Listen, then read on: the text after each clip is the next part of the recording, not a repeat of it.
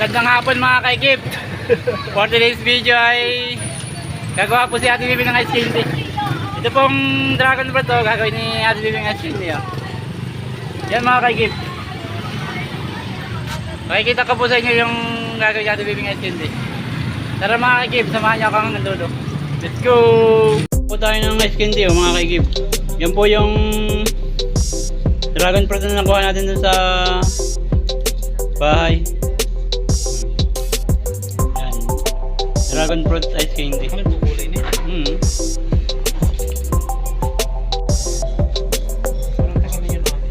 Hindi, kakukuha lang ito kahapon. Nilagay ko lang sa freezer. Ilag na hitong ganta. Tama yan sa ang flavor sa ice candy.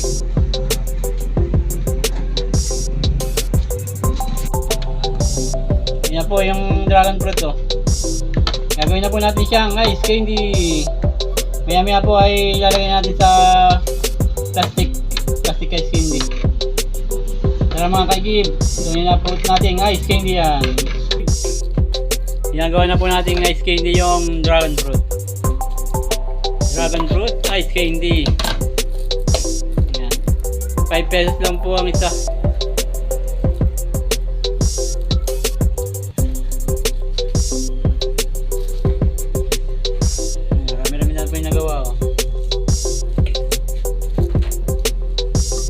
Yung kapatid ko po ang gumagawa, si Ate Baby.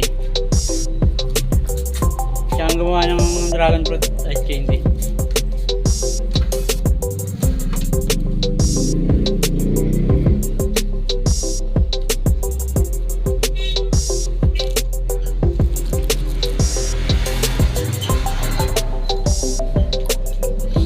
Ilang takal ba yun natin? Isa lang? Ay, takal lang. May babas pa nga.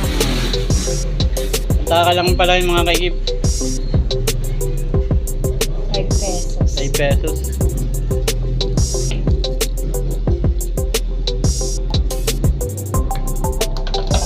Try ating itinda po bukas. Kalitigasin pa yan.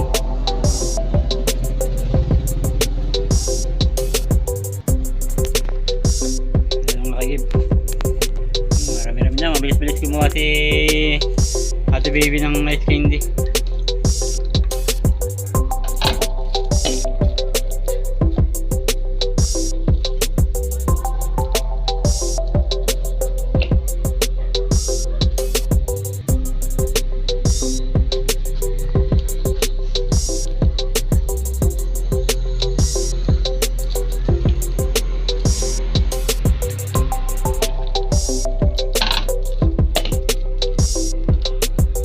Hindi nagsalita yung vlogger.